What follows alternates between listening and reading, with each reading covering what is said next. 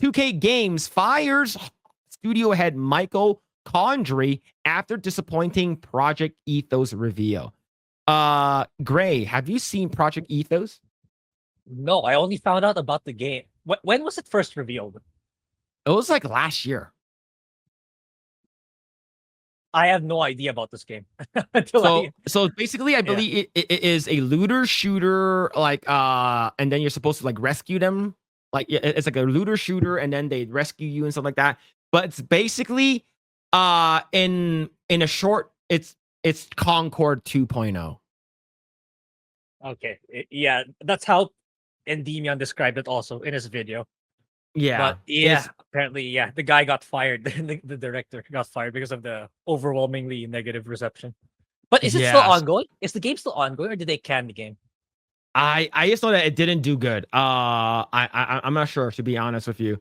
But the thing is, I didn't even know this game existed until like looking at some research today. Right, 2K Games has fired 31st Union president Michael Condrey after studio's long-awaited online multiplayer game Project ETHOS was revealed last fall to little fanfare or apparent player interest, according to two sources familiar with the studio. The project's fate is now unclear, although 2K, which is publishing Borderlands 4 and Mafia: The Old Country later this year, says it remains very committed to the Project ETHOS and the studio behind it. I believe it's probably still going. Is it on Steam? Let me check. Oh. Project ETHOS.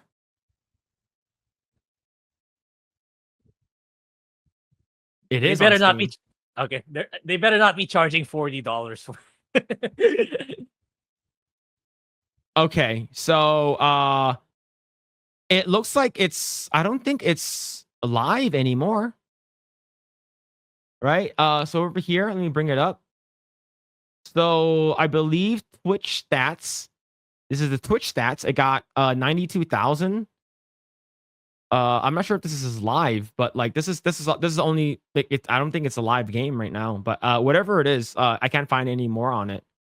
Last record date was February 8th, which is tomorrow, which is UTC time. So I don't know if this game is still alive.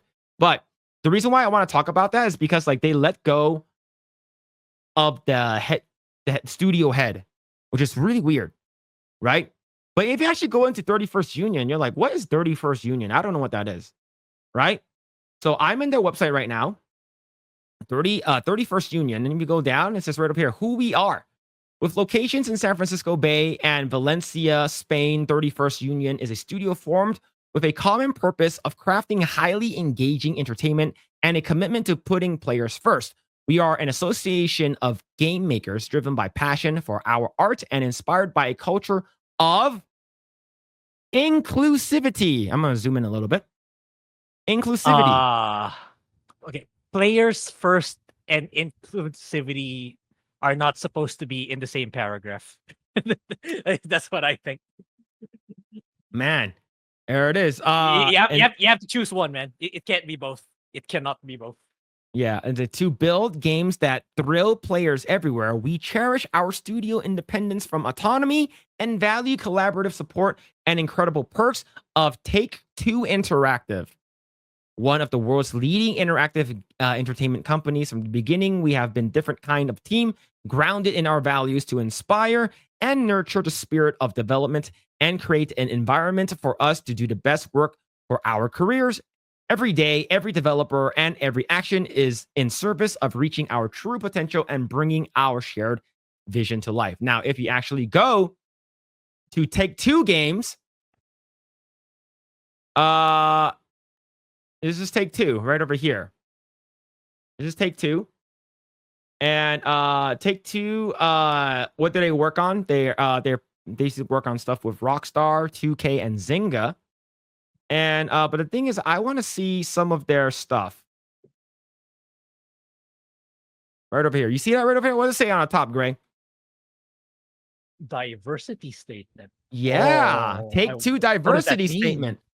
Take-Two's most important asset is our people. We firmly believe that more diverse teams are more valuable and effective. Diversity is key to our success. We are committed to enhancing diversity at Take-Two and throughout our industry. Take-Two strives to provide an inclusive workspace in which everyone feels respected, heard, and safe. Take-Two's culture and compassion and respect fosters a warm, welcoming environment for all qualified candidates and colleagues. Development opportunities are individually tailored, and all decisions regarding hiring, career progression, and compensations are based on qualification, work ethic, and job performance. Bullshit. It's all about the DEI. All right. Mhm. If you don't have DEI, what are you doing? Right. Take-Two commitment to inclusion extends beyond the workplace to the ways in which we support our communities and customers. Examples include working together on company sponsor service projects in the communities in which we operate, encouraging individual volunteerism and giving through our philanthropic and matching donations program, providing financial and other support to organizations working to eradicate social and racial injustice, as well as providing educational, athletic, and other opportunities to undeserved communities. So basically, people who were oppressed, right? Basically, they're not trying to say oppressed Yeah, people, but oppressed community. yeah. I'm reading them up on Wikipedia. It's like this studio, 31st Union. This feels like 2K opened them up so that Mhm. they can be more black rockable or state streetable.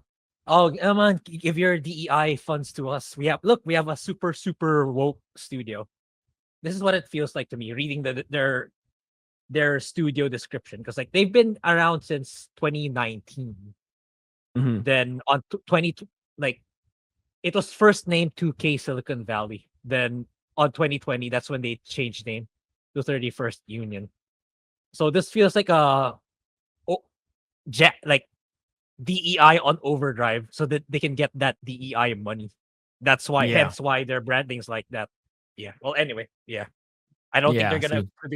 produce any good games out of this. No. Let's see. Working with organizations to support the rights of the LGBTIQ community and to increase that community representation in our industry, endeavoring to expand the diversity in our industry's candidate pool through scholarships, minority game design students. So basically, if you're white, you are not eligible for this. Now, if you're white but you are trans, you are eligible. That's crazy, Mhm. man. That's some crazy oppression Olympics there, man. See, and Yeah. contributions to organizations providing STEM opportunities to children and undeserved communities and delivering interview training and career counseling to young adults in the same communities. Celebrating cultural differences through various employees, affinity groups, and company events and offerings. Training employees to recognize and report through clear lines of communication any signs of harassment, discrimination, retaliation, or other inappropriate behaviors in the workplace through our robust compliance training program, code of business conduct, and other internal policies. These efforts and more contributed to Take-Two being named one of Wall Street Journal's best managed U.S. companies in 2018, included among EM360's top 10 companies with the best employee-employer relationship in 2019, and listed on Fortune's Great Places to Work list in 2019 and Best Places to Work in NYC list in 2020. Take-Two strives to be the most creative, innovative, and efficient company in the entertainment industry. Our ability to achieve these goals depend on having our strong, diverse colleagues with broad array of experiences. Yeah, that ain't Yeah. gonna work out.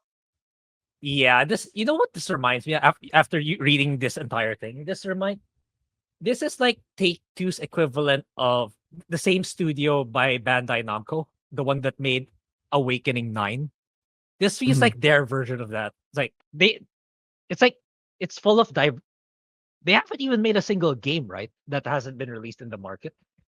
Am I wrong? Am I wrong? Apart from I don't Project know. Ethos. That Yeah, this I think like that's the only thing I've heard of from them. yeah, it's like this feels like what if ever Project Ethos makes it to market, they're gonna be like Reflector Entertainment. It's gonna be like Yeah, an yeah. So unknown nine. 31st Union. That's our only game. Project Ethos. Yeah, this is like oh wait, Unknown 9 2.0. That's what's gonna happen if they don't Yeah, and like if I were Take Two, it's like I would just shut this down. I would just shut this down. It's like, why like even bother going through the process of losing money? Just shut them down already. Yeah, but the thing is that what makes matters worse is because of a lot of these games when they don't do well, they usually blame it on something else. They blame it on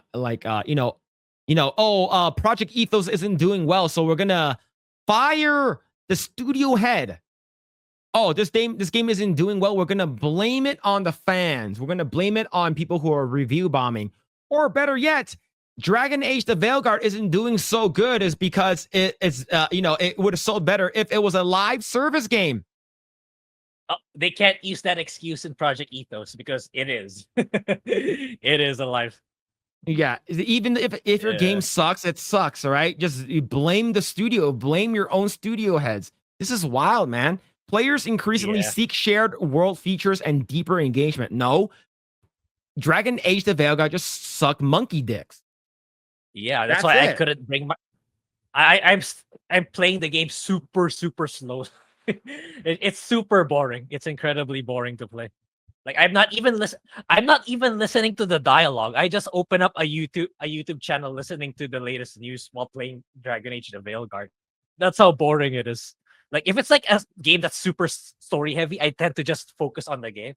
But if it's like I'm not really playing the game for the story, just for the gameplay. I tend to open up a YouTube video while listening to the video while playing the game. That's what I'm doing for Dragon Age: The Veilguard, which is supposed to be a story heavy game. Yeah. See, the thing is that like if the studio would be like, yo, we understand that we released a bad game, or like, oh, the game wasn't okay. How I would have worded it was like, we didn't release the game to the standards of what the fans wanted, right? Mm-hmm. And with that, we're gonna try to make a better game moving forward. Like the thing is that they will never have that hubris. No, they think that their dicks are too big, but the thing is, like I mentioned it before on my own stream, it's basically they think that the head's too big, but the shaft is too small. There's nothing else to hold the head, right? The shaft is way too thin and way too small, so the head just basically falls over. And that's what happened with a lot of these companies that think that their game is so good is because they have the history, right? If you talk about EA right over here, because they have a long history of like making a lot of good games, and now they're saying, oh, the game are it doesn't matter now. Like people are just gonna buy the game and they're gonna enjoy it. And if the game doesn't do well, it's not our fault. They're always gonna blame the fans. Yeah, but what I am surprised the most though with EA's performance is the decline in their sports games. So I wasn't expecting that because like usually they just buy it up and the profits are going to be even higher.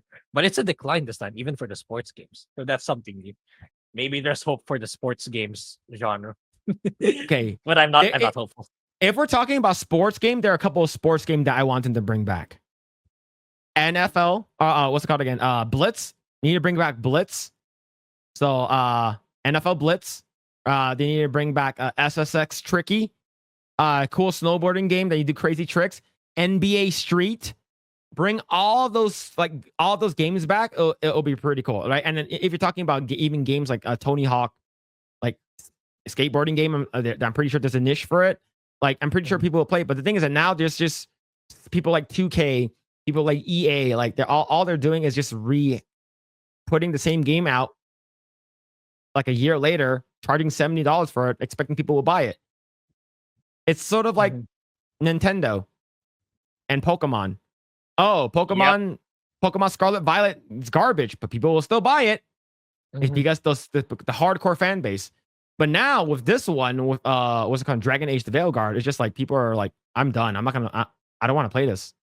Yeah, imagine we wait. Well, I waited for like a long ass time for the next game, and this is what you come up with.